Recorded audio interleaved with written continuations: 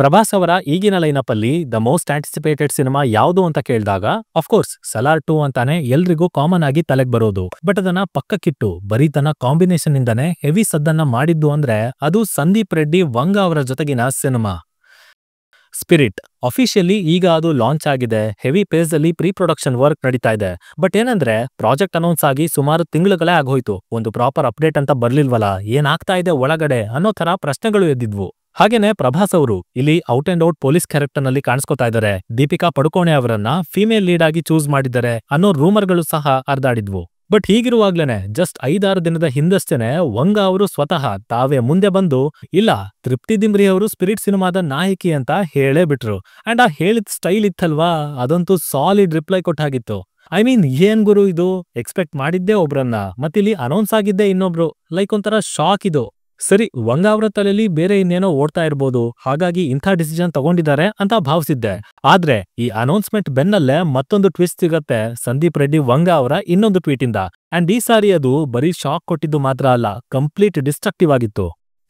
ನಾನು ಒಬ್ರಿಗೆ ಕಥೆನ ಹೇಳ್ತಾ ಇದ್ದೀನಿ ಅಂದಾಗ ಸಂಪೂರ್ಣವಾಗಿ ಅವರನ್ನ ನಂಬಿನೇ ನರೇಶನ್ಗೆ ಇಳ್ದಿರ್ತೀನಿ. ಜೊತೆಗೆ ಮೆನ್ಷನ್ ಮಾಡದೇ ಇದ್ರು ನಾನ್ ಡಿಸ್ಕ್ಲೋಸರ್ ಅಗ್ರಿಮೆಂಟ್ ಅಂತ ಒಂದು ಇರುತ್ತೆ, ಅದಕ್ಕೆ ಸೈನ್ ಮಾಡಿದ ಮೇಲೆನೆ ಕಥೆನ ಹೇಳಿರ್ತೀನಿ. ಸೊ ಹಾಗಿದ್ರೂ ಕೂಡ ಆ ವ್ಯಕ್ತಿ ನನ್ನ ಕಥೆನ ಪಬ್ಲಿಕ್ ಅಲ್ಲಿ ಡಿಸ್ಕ್ಲೋಸ್ ಮಾಡಿದ್ದಾರೆ, ಅಂದ್ರೆ ಹೊರಗಡೆ ಅದನ್ನ ಲೀಕ್ ಮಾಡಿದ್ದಾರೆ. ಸೊ ಇದು ವಂಗ ಅವರು ಮಾಡಿರೋ ಟ್ವೀಟ್ ನ ಮೊದಲನೇ ಭಾಗ. ಇಲ್ಲಿ ಅವರು ತಮ್ಮ ಕಥೆನ ಯಾರಿಗೆ ನರೇಟ್ ಮಾಡಿದ್ರು ಅದನ್ನ ಹೇಳೋ ಅವಶ್ಯಕತೆ ಇಲ್ಲ, ನೀವೇ ಅರ್ಥ ಮಾಡ್ಕೋತೀರಾ ಅನ್ಕೋತೀನಿ. ಅಂಡ್ ಹೇಗ್ ಲೀಕ್ ಆಯ್ತು, ಯಾಕೆ ಲೀಕ್ ಆಯ್ತು, ಇದ್ರ ಬಗ್ಗೆ ಮುಂದೆ ಮಾತಾಡೋಣ. ಬಟ್ ಸದ್ಯಕ್ಕೆ ಆಸ್ ಎ ಕ್ರಿಯೇಟರ್ ಈ ರೀತಿ ಒಬ್ಬರ ಕಥೆನ ಅಥವಾ ಕ್ರಿಯೇಟಿವ್ ವರ್ಕ್ ನ ಲೀಕ್ ಮಾಡೋದು, ಹಾಳು ಮಾಡೋದು, ಆ ಅಧಿಕಾರ ಡೆಫಿನೆಟ್ಲಿ ಯಾರಿಗೂ ಇಲ್ಲ. ಅದು ಎಥಿಕಲಿನೇ ಆಗ್ಲಿ ಲೀಗಲಿನೇ ಆಗ್ಲಿ ತಪ್ಪು. ಅದಕ್ಕೇನೆ ಅಲ್ವಾ ಅಗ್ರಿಮೆಂಟ್ ಅಂತ ಮಾಡ್ಕೊಳ್ಳೋದು. ಇದಕ್ಕಿಂತ ಮೇಲೆ ನಂಬಿಕೆ ಅನ್ನೋದೊಂದಿರುತ್ತೆ. ಬಿಕಾಸ್ ನೀವು ಈಗಲ್ಲ ಅಂದ್ರೂ ಇನ್ಯಾವುದೋ ವಿಷಯಕ್ಕೆ, ಇನ್ಯಾವುದೋ ಪ್ರಾಜೆಕ್ಟ್ ಅಲ್ಲಿ ಮುಂದೊಂದು ದಿನ ಅವ್ರ ಜೊತೆನೆ ಕೆಲಸ ಮಾಡ್ಬೇಕಾಗಿ ಬರ್ಬೋದು. ಬರ್ಲಿಲ್ಲ ಅಂತ ಅಂದ್ರೂ ಯಾವ್ದಾದ್ರು ಅವಾರ್ಡ್ ಫಂಕ್ಷನ್ ಅಲ್ಲಿ, ಸೆರೆಮನಿಯಲ್ಲಿ ಅವ್ರೊಟ್ಟಿಗೆನೆ ಕೂತಿರ್ತೀರಾ. ಇನ್ ಕೇಸ್ ಅದು ಆಗ್ಲಿಲ್ಲ ಅಂತ ಅನ್ಕೊಳ್ಳಿ, ವರ್ಕ್ ಪ್ಲೇಸ್ ಅಂತೂ ಒಂದೇನಾ, ಮಾಡ್ತಿರೋ ಕೆಲಸ ಅಂತೂ ಅದೇನಾ. ಸೊ ಪ್ರೊಫೆಷನಲಿ ಆ ಸ್ಟ್ಯಾಂಡರ್ಡ್ ನ ಕ್ಯಾರಿ ಮಾಡಬೇಕು. ಮುಖ್ಯವಾಗಿ ಡೈರೆಕ್ಟರ್ಸ್ ಮತ್ತೆ ಆಕ್ಟರ್ಸ್ ಮಧ್ಯೆ ಇರುವಂತ ಇಂಟಿಗ್ರಿಟಿನ ಕಾಪಾಡ್ಕೋಬೇಕು. ಆರೆಲ್ಸ್ ಅದು ಯಾವ ಆಂಗಲ್ ನಲ್ಲೂ ಸರಿ ಅಂತ ಅನ್ಸಲ್ಲ. ನೋಡ್ತಾ ಇರೋರ್ಗಂತೂ ಕೆಳಮಟ್ಟದ ಅಭಿಪ್ರಾಯನ ತರಿಸ್ಬಿಡತ್ತೆ. ಇನ್ನು ಟ್ವೀಟ್ ಅಲ್ಲಿರೋ ಮುಂದಿನ segment important segment, putting down a younger actor and ousting my story, is this what your feminism stands for? ಎಷ್ಟು ಅನ್ಫಾರ್ಚುನೇಟ್ ಅಲ್ವಾ. ಒಂದು ಕಥೆ ಮೇಲೆ ವರ್ಕ್ ಮಾಡಿ ತಮ್ಮದೇ ಆದ ವಿಷನ್ ನ ಕಂಡು ಕಷ್ಟಪಟ್ಟು ಸ್ಕ್ರಿಪ್ಟ್ ಅಂತ ಮಾಡಿರ್ತಾರೆ.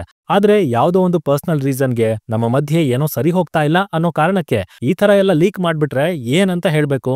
ನಿರ್ದೇಶಕನಿಗೆ ಅವನ ಕಥೆ ಬರವಣಿಗೆನೆ ದೊಡ್ಡ ಆಸ್ತಿ, ಅದನ್ನೇ ಈಗ ಲೂಟಿ ಮಾಡ್ದಾಗಾಯ್ತಲ್ವಾ.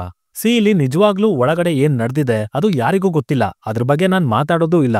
ಆದ್ರೆ ಬೇರೆ ರೀತಿಯಲ್ಲೇ ಸಾರ್ಟ್ ಔಟ್ ಆಗ್ಬೇಕಾಗಿದ್ದ ವಿಷಯ ಈ ತರ ಕಥೆನೇ ಲೀಕ್ ಮಾಡೋ ಮಟ್ಟಿಗೆ ಹೋಗಿದ್ದು ಖಂಡಿತ ಸರಿಯಲ್ಲ. ಇದ್ರ ಜೊತೆಗೆ ಮತ್ತೊಬ್ಬ ಆಕ್ಟರ್ನ ಬಗ್ಗೆ ನೆಗೆಟಿವಿಟಿನ ಸ್ಪ್ರೆಡ್ ಮಾಡಿಸೋದು, ನೀವು ಈಗ ಆ ಫಿಲ್ಮ್ ಅಲ್ಲಿ ಇಲ್ಲ ಅಂತ ಕ್ಯಾರೆಕ್ಟರ್ ಬಗ್ಗೆನೇ ತಪ್ಪಾಗಿ ಹೇಳ್ಸೋದು, ಬೇರೆಯವರಿಂದ ಪೋಸ್ಟ್ ಗಳನ್ನ ಹಾಕ್ಸೋದು, ಅದು ಒಳ್ಳೆ ಬಿಹೇವಿಯರ್ ಅಂತೂ ಅಲ್ವೇ ಅಲ್ಲ. ಅದರಿಂದ ಇಡೀ ಇಂಡಸ್ಟ್ರಿ ಅಟ್ಮಾಸ್ಫಿಯರೇ ಹಾಳಾಗೋಗತ್ತೆ.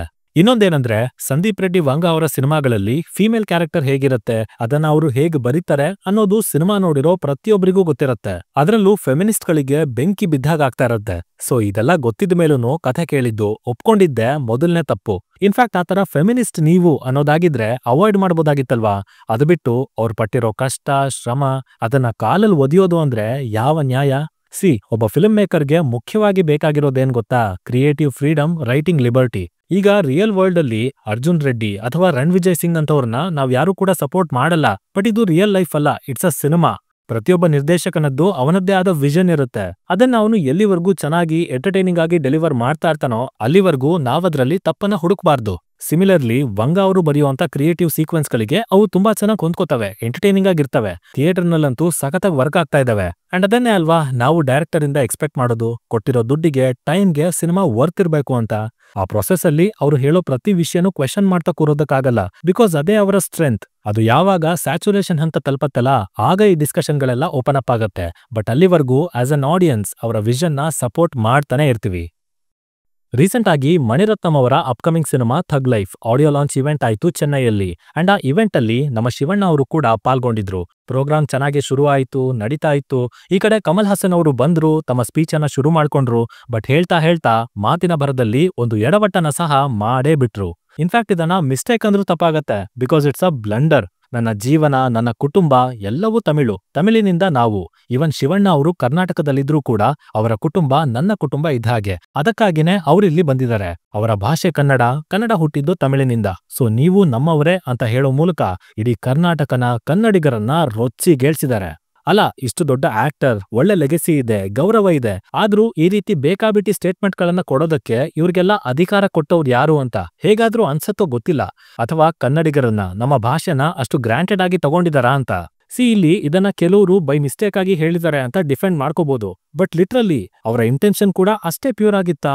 ಅದೇ ಪ್ರಶ್ನೆ. ಕನ್ನಡ ಭಾಷೆಗೆ ಹೊರಗಡೆ ಈ ರೀತಿ ಟ್ರೀಟ್ಮೆಂಟ್ ಸಿಗ್ತಾ ಇರೋದು ಇದೇನ್ ಮೊದ್ಲಲ್ಲ, ಇನ್ನೂ ಜಾಸ್ತಿನೇ ಆಗ್ತಾ ಇದೆ. ಸೊ ಅದು ನಿಲ್ಬೇಕು. ಪ್ರತಿಯೊಬ್ಬರ ಭಾಷೆ, ಸಂಸ್ಕೃತಿ, ಹಿನ್ನೆಲೆ ಅದನ್ನ ತಿಳಿದು ಮಾತಾಡಬೇಕು. ಅಥವಾ ಗೊತ್ತಿಲ್ಲ ಅಂತ ಅಂದ್ರೆ ಸುಮ್ನಾಗ್ಬೇಕು. ಅದು ಬಿಟ್ಟು ಬೇಕಾಬಿಟ್ಟಿ ಮಾತಾಡೋದಲ್ಲ. And Kamal sir, for your kind information, Kannada ಹಾಗೆ Tamil 2 Dravidian languages, sister languages ಅಂತಾನೂ ಕರಿತೀವಿ. ಆದ್ರೆ ಇವೆರಡರ ಹುಟ್ಟು, ಇತಿಹಾಸ, ಕಲ್ಚರ್, ಲಿಟರೇಚರ್ ಎಲ್ಲದೂ ಬೇರೆ ಬೇರೆನೆ. ಪ್ಯಾರಲಲ್ ಆಗಿ ಎವಾಲ್ವ್ ಆಗಿ ಬಂದಿದಾವೆ ಅಷ್ಟೇನೆ. ಇನ್ಫ್ಯಾಕ್ಟ್ ನಮ್ಮ ಕನ್ನಡ ಭಾಷೆಗೆನೆ 2500 ವರ್ಷಕ್ಕಿಂತ ಹೆಚ್ಚಿನ ಇತಿಹಾಸ ಇದೆ. ಸೊ ಅದನ್ನ ದಯವಿಟ್ಟು ಓದಿ ಅರ್ಥ ಮಾಡ್ಕೊಳ್ಳಿ. ಅಂಡ್ ಅಟ್ ಲಾಸ್ಟ್, ನಿಮ್ಮ ಭಾಷೆ ಬಗ್ಗೆ ನಿಮಗೆ ಎಷ್ಟೇ ಗೌರವ ಇರಲಿ, ಹೆಮ್ಮೆ ಪಡಿ, ಮಾತಾಡಿ, ಹೊಗಳಿ, ಅದರಲ್ಲೇನು ನಮಗೆ ಸಮಸ್ಯೆ ಇಲ್ಲ. ಬಟ್ ಅದರ ಮಧ್ಯೆ ನಮ್ಮ ಭಾಷೆ ಅಥವಾ ಬೇರೆ ಯಾವ್ದಾದ್ರೂ ವಿಷಯನ ಎಳೆದು ತರೋದು, ಪ್ರಾಪರ್ ಎವಿಡೆನ್ಸ್ ಇಲ್ದೇನೆ ಬೇಕಾಬಿಟ್ಟಿಯಾಗಿ ಮಾತಾಡೋದು, ಇವೆಲ್ಲದನ್ನ ಬಿಟ್ಬಿಡಿ. ಅವಾಗ್ಲೇನೆ ಎಲ್ರಿಗೂನು ಒಳ್ಳೇದು. ಇನ್ನು ಸಾಲದ್ದಕ್ಕೆ ಶಿವಣ್ಣ ಅವ್ರು ಬೇರೆ. ನಾನು ಕಮಲ್ ಹಾಸನ್ ಅವರ ದೊಡ್ಡ ಫ್ಯಾನ್. ಅವರನ್ನ ಒಂದು ಸಲ ಹಗ್ ಮಾಡಿದ್ರೆ 3 ದಿನ ಸ್ನಾನ ಮಾಡಲ್ಲ, ಅದು ಇದು ಅಂತ ಮಾತಾಡ್ತಾರೆ. ಅಲ್ಲ, ವಿತ್ ಡ್ಯೂ ರೆಸ್ಪೆಕ್ಟ್ ಶಿವಣ್ಣ ಅವರೇ, ಕಮಲ್ ಹಾಸನ್ ಅವರು ನಿಮಗಿಂತ ಸೀನಿಯರ್ ಇರ್ಬೋದು, ನೀವು ಅವರ ಫ್ಯಾನೇ ಆಗಿರ್ಬೋದು. ಬಟ್ ಅದನ್ನ ಯಾವ ಎಕ್ಸ್ಟೆಂಟ್ ಅಲ್ಲಿ ಕನ್ವೆ ಮಾಡ್ತಾ ಇದ್ದೀರಲ್ಲ, ಅದನ್ನ ಲಿಟ್ರಲಿ ಕಂಟ್ರೋಲ್ ಮಾಡ್ಕೊಳ್ಳಿ. ನೋಡೋದಕ್ಕೆ ಚೆನ್ನಾಗ್ ಅನ್ನಿಸ್ತಾನೆ ಇಲ್ಲ. ಬಿಕಾಸ್ ನೀವು ಕೂಡ ಒಬ್ಬ ಲೆಜೆಂಡರಿ ಆಕ್ಟರೇ. ನಿಮಗೂ ಇಲ್ಲಿ ಸಾಕಷ್ಟು ಜನ ಫ್ಯಾನ್ಸ್ ಇದ್ದಾರೆ. ಅಂಡ್ ಆಸ್ ಅನ್ ಆಡಿಯನ್ಸ್ ಇಂಥ ಸ್ಟೇಟ್ಮೆಂಟ್ಗಳನ್ನ ನಿಮ್ಮಿಂದ ಕೇಳೋದಕ್ಕೆ ತುಂಬಾ ಭಾರ ಆಗತ್ತೆ. ನೀವು ಬೇರೆ ರಾಜ್ಯದ ಇವೆಂಟ್ಗಳನ್ನ ಅಟೆಂಡ್ ಮಾಡೋದು ತಪ್ಪಲ್ಲ. ಬಟ್ ಅಲ್ಲಿಗೆ ಹೋಗಿ ನಿಮಗೆ ನೀವೇ ಕೆಳಗ್ ತಳ್ಕೊಂಡು ಮತ್ಯಾರನ್ನೋ ಮೇಲೆತ್ತಿ ಹೀರೋ ಮಾಡೋದು, ಅದನ್ನ ನೋಡೋದೇ ಕಷ್ಟ ಆಗ್ತಿದೆ ನನಗೆ. ಒಂದ್ ಕಡೆ ಇಂಟರ್ವ್ಯೂಗೆ ಹೋಗ್ತೀರಾ, ಅಜಿತ್ ಅವರ ಫ್ಯಾನ್ ಅಂತೀರಾ, first day first show popcorn ತಿನ್ಕೊಂಡು ನೋಡ್ತೀನಿ, ಒಬ್ಬನೇ ಕೂತ್ಕೊಂಡು ನೋಡ್ತೀನಿ ಅಂತ ಮಾತಾಡ್ತೀರಾ. ಅಂಡ್ ಆ ಕಡೆ ಧನುಷ್ ಅವ್ರನ್ನ, ನಿಮಗಿಂತ ಕಿರಿಯರ್ ಆಗಿರುವಂತ ಧನುಷ್ ಅವ್ರನ್ನ ಸರ್ ಅಂತ ಕರಿತೀರಾ. ಅಂಡ್ ಈಗ ಇಷ್ಟೆಲ್ಲ ಮಾಡಿದ ಮೇಲೂ ಏನ್ ಉಪಯೋಗ ಆಗ್ತಾ ಇದೆ? ಪವರ್ಫುಲ್ ಕೇಮಿಯೋಗಳನ್ನ ಕೊಡ್ತಾ ಇದಾರೆ, ಹೌದು. ಅದನ್ನ ಬಿಟ್ರೆ ನಿಮ್ಮ ಸಿನಿಮಾಗಳಿಗೆ ತಮಿಳ್ನಾಡಲ್ಲಾಗ್ಲಿ ಏನಾದ್ರೂ ಮಾರ್ಕೆಟ್ ಓಪನ್ ಮಾಡ್ತಾ ಇದಾರಾ? ಕೊಡ್ತಾ ಇರೋದೇ 4 ರಿಂದ 5 ಶೋ. ಸೊ ಯಾವ ಆಂಗಲ್ ನಲ್ಲೂ ಉಪಯೋಗ ಇಲ್ಲ ಅಂತ ಅಂದ್ರೆ ಇಷ್ಟೊಂದು ಎಕ್ಸ್ಪ್ರೆಸ್ ಮಾಡೋ ಅವಶ್ಯಕತೆ ಏನಿದೆ? ಇದನ್ನ ಇನ್ನೂ ಸಿಂಪಲ್ ಆಗಿಡ್ಬೇಕು ಅಂತ ಅಂದ್ರೆ ಕಮಲ್ ಹಾಸನ್ ಅವರಾಗಿರ್ಲಿ ಅಥವಾ ರಜನಿಕಾಂತ್ ಅವರೇ ಇರ್ಲಿ, ಇಲ್ಲಿ ಸಾಕಷ್ಟು ಸಮಯನ ಸ್ಪೆಂಡ್ ಮಾಡಿದ್ದಾರೆ. ಡಾಕ್ಟರ್ ರಾಜ್ಕುಮಾರ್ ಅವರ ಸಿನಿಮಾಗಳನ್ನ ನೋಡಿದ್ದಾರೆ, ಕನ್ನಡದಲ್ಲಿ ಕೆಲಸ ಮಾಡಿದ್ದಾರೆ, ಅವರನ್ನ ಅಭಿಮಾನಿಯಾಗಿ ಸೆಲೆಬ್ರೇಟ್ ಕೂಡ ಮಾಡಿದ್ದಾರೆ. ಆದ್ರೆ ಈಗ ತಮಗೆ ಸಿಕ್ಕಿರೋ ರೆಕಗ್ನಿಷನ್ ವ್ಯಾಲ್ಯೂನ ಗಮನದಲ್ಲಿಟ್ಕೊಂಡು ಅವ್ರು ಯಾರು ರಾಜ್ಕುಮಾರ್ ಅವ್ರ ಬಗ್ಗೆ ತೀರಾ ಹೊಗಳೋದಕ್ಕೆ ಹೋಗಲ್ಲ. ಅಲ್ಲಲ್ಲಿ ಮೆನ್ಷನ್ ಮಾಡ್ತಾರೆ ಬಿಟ್ರೆ ನಿಮ್ಮಷ್ಟು ಎಕ್ಸ್ಪ್ರೆಸ್ ಕೂಡ ಮಾಡೋದಿಲ್ಲ. ಸೊ ಅವರೇ ಮಾಡಲ್ಲ ಅಂತ ಅಂದಾಗ ನೀವು ಮಾಡೋಂತ ಅವಶ್ಯಕತೆ ಆದ್ರೂ ಏನಿದೆ?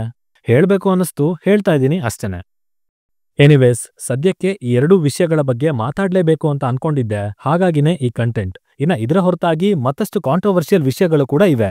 ಸೊ ಆ ಕಡೆ ಬರೋದಾದ್ರೆ, ಹೇರಾಫೇರಿ 3 ಸಿನಿಮಾ ಟೀಮಲ್ಲಿ ಒಂದು ಸಮಸ್ಯೆ ಸೃಷ್ಟಿಯಾಗಿದೆ. ಬಿಕಾಸ್ ಸಿನಿಮಾದಲ್ಲಿ ಪ್ರಮುಖ ಪಾತ್ರ ಮಾಡಬೇಕಾಗಿದ್ದ ಪರೇಶ್ ರಾವಲ್ ಅವರು ಸಿನಿಮಾದಿಂದ ಸಡನ್ ಆಗಿ ಎಕ್ಸಿಟ್ ಆಗಿದ್ದಾರೆ. ಹಾಗೇನೆ ಕಾಂಟ್ರಾಕ್ಟ್ಗೆ ಸೈನ್ ಮಾಡಿದ್ರು ಕೂಡ ಚಿತ್ರೀಕರಣಕ್ಕೆ ಬರ್ದೇನೆ ಈ ತರ ಹೊರಗೆ ಹೋಗಿರೋದಕ್ಕೆ ಸಿನಿಮಾದ producer come actor Akshay Kumar ಅವರು ಕೇಸ್ ಫೈಲ್ ಮಾಡಿದ್ದಾರೆ. ಮೂಲಗಳ ಪ್ರಕಾರ ರಾವಲ್ ಅವ್ರಿಗೆ ತಮ್ಮ ಕ್ಯಾರೆಕ್ಟರ್ ಬಗ್ಗೆ ಅಸಮಾಧಾನ ಇತ್ತಂತೆ. ಹಾಗೆ 25 ಕೋಟಿ ರೆಮ್ಯುನರೇಷನ್ ಕೂಡ ಕೇಳಿದ್ರಂತೆ. ಸೊ ಅಲ್ಲೂ ಒಂದಷ್ಟು ಸಮಸ್ಯೆ ಆಗಿದೆ. ಹಾಗಾಗಿ ಈಗ ವಿಷಯ ಕೋರ್ಟ್ ಅಂಗಳಕ್ಕೆ ಬಂದಿದೆ, ಕೇಸ್ ನಡೀತಾ ಇದೆ. ಏನೇ ಇರ್ಲಿ, ಐಕಾನಿಕ್ ಸೀರೀಸ್ ಅಲ್ಲಿ ಐಕಾನಿಕ್ ಕ್ಯಾರೆಕ್ಟರ್ಗಳೇ ಮಿಸ್ ಆಗೋದ್ರೆ ಎಕ್ಸ್ಪೀರಿಯನ್ಸ್ ಡೆಫಿನೆಟ್ಲಿ ಹಾಳಾಗತ್ತೆ. ಸೊ ಇದು ಆದಷ್ಟು ಬೇಗ ಬಗೆಹರಿಲಿ, ಪರೇಶ್ ರಾವಲ್ ಅವರು ಸಿನಿಮಾಗೆ ಕಮ್ ಬ್ಯಾಕ್ ಮಾಡ್ಲಿ ಅಂತ ಕೇಳ್ಕೊತೀನಿ. ಆಮಿರ್ ಖಾನ್ ಅವರ ಮುಂದಿನ ಸಿನಿಮಾ ಸಿತಾರೆ ಜಮೀನ್ ಪರ್. ಈಗ ಅದರ ಸುತ್ತ ಒಂದು ಕೆಟ್ಟ ರೂಮರ್ ಹರಿದಾಡ್ತಿದೆ. ಸಿನಿಮಾ ಬಂದು ಅನ್ಅಫಿಷಿಯಲ್ ರೀಮೇಕ್. ಇದನ್ನ ಸ್ಪ್ಯಾನಿಷ್ ಸಿನಿಮಾ ಕೆಂಪಿಯೋನ್ಸ್, ಹಾಲಿವುಡ್ ಅಲ್ಲಿ ಚಾಂಪಿಯನ್ಸ್ ಅಂತ ಕೂಡ ರೀಮೇಕ್ ಆಗಿತ್ತು. ಸೊ ಅಲ್ಲಿಂದ ಈ ಸ್ಟೋರಿ ಲೈನ್ ನ ಎತ್ಕೊಂಡಿದ್ದಾರೆ ಅನ್ನೋದು. ಹಾಗೇನೆ ಬಾಲಿವುಡ್ ಅಲ್ಲಿ ಕ್ರಿಯೇಟಿವಿಟಿ ಕಾಣೆ ಆಗ್ತಾ ಇದೆ. ಲಾಲ್ ಸಿಂಗ್ ಚಡ್ಡಾ ಆಯ್ತು, ಈಗ ಮತ್ತೊಂದು ರೀಮೇಕಾ? ಇದು ಬೇಕಿತ್ತಾ ಅಂತ ಆಡಿಯನ್ಸ್ ಕಮೆಂಟ್ ಮಾಡ್ತಾ ಇದ್ದಾರೆ. ಅಂಡ್ ಫ್ಯಾನ್ಸ್ ಗಳು ಡಿಸಪಾಯಿಂಟ್ ಆಗಿದ್ದಾರೆ. ಸೊ ಇದಿಷ್ಟು ಇವತ್ತಿಗೆ ನನ್ನ ಬಳಿ ಇದ್ದಂತ ವಿಷಯಗಳು. ವಿಡಿಯೋ ಇಷ್ಟ ಆಗಿತ್ತು ಅಂದ್ರೆ ಖಂಡಿತ ಲೈಕ್ ಮಾಡಿ, ಆದಷ್ಟು ಶೇರ್ ಮಾಡಿ, ಸಪೋರ್ಟ್ ಮಾಡಿ. ಇನ್ನ ಮತ್ತೆ ಮುಂದಿನ ಕಂಟೆಂಟ್ ಜೊತೆ ಆದಷ್ಟು ಬೇಗ ಬರ್ತೀನಿ. ಅಲ್ಲಿವರೆಗೂ ಸೈನಿಂಗ್ ಆಫ್, ಲಿಖಿತ್.